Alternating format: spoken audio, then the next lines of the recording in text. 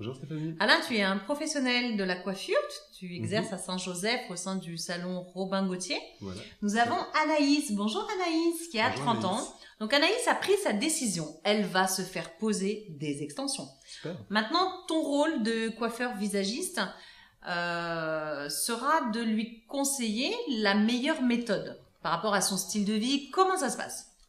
Alors bon, apparemment, ce que Anaïs a choisi, c'est plus du long terme. Oui, tout à fait. Ouais, donc je lui conseillerais des extensions à chaud. Pour ça, on va prendre un rendez-vous au salon. Très bien. On prendra rendez-vous pendant 1 heure à peu près. On va remplir un questionnaire, un diagnostic personnalisé, selon de là où on part, Alors, quand tu dis de là où on part, c'est la longueur du de cheveu? la longueur où on part, ce qu'on veut comme résultat. Si elle a un traitement médicamenteux lourd, D'accord. dans ce cas, on va déconseiller de poser les extensions. En fait, vous vous dites un petit peu tous vos secrets. Exactement. D'accord. Et La même si façon elle est dont elle enceinte. mange, la façon... D'accord, même si Oui. elle est enceinte. Oui. Parce que le cheveu change. Ça modifie profondément la structure chimique du cheveu. La Tout façon ça, dont vous mangez aussi, les filles. Exactement. C'est ça? Oui. D'accord. Donc, tu vas nous dire qu'il va falloir qu'on fasse un régime bientôt, avant qu'on se fasse poser les extensions? Non, mais tout ce qui est complément alimentaire, des fois, pareil, ça peut modifier la structure du cheveu. Et les points de fixation peuvent ne pas tenir. Admettons, la cliente, elle a les cheveux très abîmés, elle a le bout des cheveux très secs. Comment tu fais? Comment ça se passe là? Alors, dans ce cas-là, pareil, c'est nous qui déterminons si c'est possible ou pas. Dans ce cas-là, c'est pas forcément possible immédiatement. Si c'est pas possible immédiatement, ça ne veut pas dire que ce sera jamais possible. Seulement, on va proposer à la personne un suivi au salon pendant à peu près 1 an, où on va préparer ses cheveux, aussi bien en termes de technique, c'est-à-dire de lissage, de couleur, de mèche, etc., que suivi à la maison en soins. Voilà, Très bien. pour pouvoir poser les extensions. Tu viens de parler de couleur. On peut poser sur un cheveu coloré des extensions. On peut poser sur un cheveu coloré, on peut poser sur un cheveu lissé, un cheveu défrisé, vraiment sur tout type de cheveux. Très bien. En fait, ce qui est important, c'est ce fameux diagnostic dont tu Exactement, parles, ouais. qui est essentiel en fait avec ta cliente au préalable pour les extensions. Ouais. De toute façon, il n'y a pas de pose d'extension Sans diagnostic. Sans ce diagnostic. Mathieu, bonjour. Bonjour. Mathieu, tu es gérant d'un bar à pâtes depuis plusieurs années. Oui. Ensemble, on va répondre à la question d'Estelle. Estelle, elle a 32 ans et eh bien, elle a un souci, c'est qu'à chaque fois qu'elle veut faire cuire des pâtes, elle les rate. Il y a beaucoup de monde comme ça, c'est pas évident, contrairement à ce qu'on peut croire, la cuisson des pâtes. Est-ce que tu aurais des petites astuces à nous donner pour bien réussir ces pâtes? Alors, une astuce toute simple qui est facile à retenir. Donc, c'est le 1-10-100. Donc, 1, 10, 100. Voilà, c'est ça. Donc, c'est 1 litre d'eau, 10 g de sel pour 100 g de pâtes.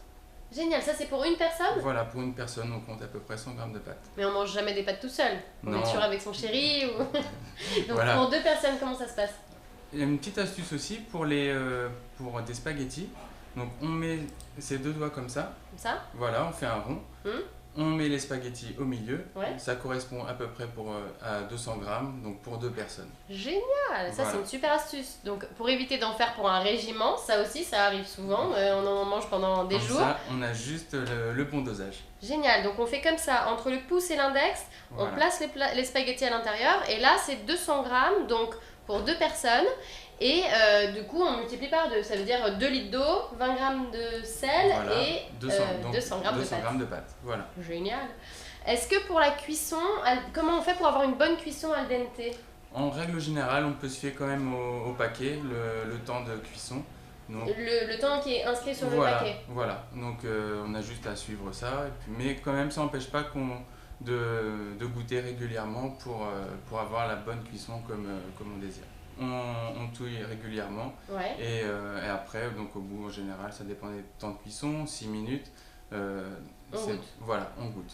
Et donc si elle est un peu croquante mais assez cuite, là c'est bon, on arrête l'eau, Voilà, on arrête l'eau, on égoutte on égoutte. et on met un petit filet d'huile d'olive pour éviter qu'elle colle. Ah, ça c'est une petite technique Voilà. aussi. Ça sert à rien de mettre l'huile d'olive dans la casserole avec l'eau. L'huile va rester à la surface, on ne pourra pas se mettre avec les pâtes. On égoutte rapidement, on ne sort pas totalement l'eau, on laisse toujours un petit peu d'eau avec les pâtes. Pourquoi? Là, pour éviter qu'elle colle également. Ça permet de Voilà, faire glisser un peu. de bien les faire glisser. C'est là où on met un petit peu d'huile d'olive et là le tour est joué. Bonjour Angela. Bonjour Stéphanie. Angela, tu es prof de pole dance au club pole dance 87.4 à La Possession. Nous avons Annabelle, bonjour Annabelle, qui nous pose la question d'où vient le pole dance. Qu'est-ce que c'est de ce nouveau sport? Alors la pole dance, c'est un mélange de danse et de fitness acrobatique Très bien. qui a été créé au Canada dans les années 1920. Et ça a D'accord. été importé dans les pays anglo-saxons. C'est un mélange de danse et de finesse acrobatique, plus acrobatie à la barre, bien sûr, avec des chorégraphies. Et la lap dance, c'est plus côté sensuel. Pour un niveau débutant, c'est apprendre à marcher autour de la barre Oui, voilà, et à c'est ça. marcher et tourner autour de la barre. En fait, il y a 3 niveaux. Ce qu'il faut savoir, c'est en pole dance, il y a 3 niveaux. Vous avez le niveau débutant, le niveau intermédiaire, où là on passe à des figures un peu plus acrobatiques à la barre, et le niveau avancé. Est-ce qu'il faut obligatoirement qu'elle soit en short et en débardeur parce que ben voilà, elle fait des complexes de ses petites peut-être disgrâces au niveau des cuisses et puis voilà. Donc est-ce que c'est obligé d'être en débardeur et en short? C'est préférable d'être en débardeur et en short. Pourquoi? Parce qu'il faut que la peau soit en adhérence avec la barre. Ah, parce qu'en fait, Tout à fait. d'accord. Donc quand on monte à la barre, Oui. il faut que la peau soit collée à la barre pour pouvoir monter. Exactement. Sinon, si on met un short long ou un pantalon ou un talon, on risque de glisser à la barre. Ah, Donc, il faut très bien. éviter de glisser à la barre. Très Et bien. c'est pour cela donc qu'on va mettre un antidérapant sur la peau. Est-ce qu'avant il y a quelque chose à faire? On monte directement sur la barre Non, et on danse? ou- Surtout pas, non. Alors, dans un cours de pole dance, ça se passe 15 minutes d'échauffement. Ensuite, on a toute la partie apprentissage des figures de pole dance et 15 minutes d'étirement. Très bien. Donc quand tu parles d'échauffement, c'est surtout pour chauffer le muscle et éviter des Exactement. claquages, des Et choses comme ça. d'échauffer les muscles, les articulations, le cou, les épaules, les chevilles, les poignets. Oui, parce la qu'on se taille. contorsionne sur la Exactement, barre. tout à fait. Ouais. Très bien. C'est très important. Alors attention les filles, on s'échauffe avant de monter sur la Exactement. barre. Merci Angela. À bientôt les À filles. bientôt. Bonjour Rico. Bonjour Stéphanie. Rico, tu es tatoueur chez Tabou Tatou Oui. au port.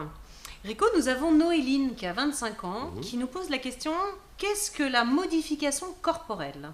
Alors, la modification corporelle est un acte qui permet de modifier son corps en tatouage, piercing et autres, par exemple. C'est quoi les autres Rico? Alors, les autres vont être considérés comme modification corporelle, la scarification et le branding. Alors par le branding, exemple. ça consiste en quoi? Le branding consiste à marquer la peau avec un fer rouge. Super. C'est illégal en France. C'est complètement illégal et interdit. D'accord. Il faut le savoir. D'accord. Et la scarification? La scarification, pareil, c'est complètement illégal et interdit, et ça consiste à découper la peau avec un scalpel.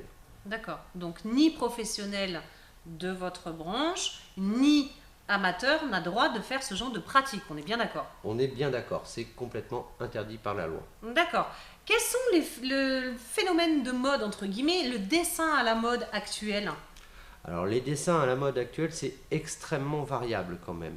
Mais pour les femmes, on va dire que ça reste plus ou moins des motifs floraux, des arabesques, des belles Trucs de petites filles, fleurs. quoi. Ben ouais, des trucs de qui, quoi. C'est pour ça. de vrai. Et du coup, tu as plus de filles ou de garçons, toi, en tatouage?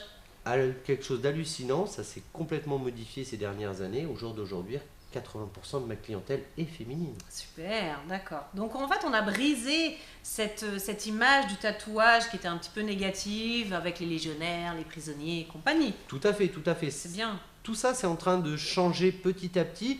Ça change énormément depuis ces 10 dernières années, quoi. J'imagine qu'il y a des phénomènes de mode selon les moments aussi, peut-être, non? Tout à fait, selon les moments et selon les people. Ah, c'est ça. Donc une chanteuse célèbre se fait un beau tatouage sur la cuisse et tout le monde revient, c'est ça? Dans la semaine qui suit ça, par exemple, D'accord. j'ai minimum 10 fois la même demande.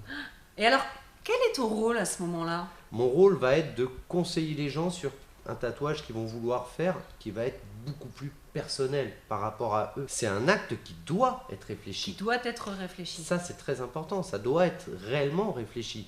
Il faut pas se dire tiens, bah, aujourd'hui je sais pas quoi faire, je vais aller me faire tatouer.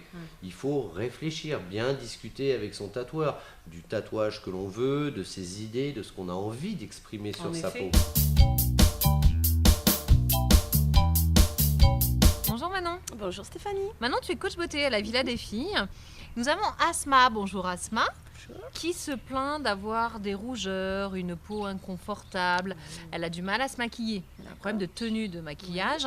Qu'est-ce que tu pourrais lui donner comme conseil pour lui rendre la vie plus belle? Alors, pour lui rendre la vie plus belle, il faut que Asma, tu t'occupes de ta peau. Voilà, c'est très important. Bien. Il faut falloir que tu lui apportes beaucoup de confort. Pour ce faire, il faut la traiter, on va dire 2 à 3 fois par semaine avec un gommage.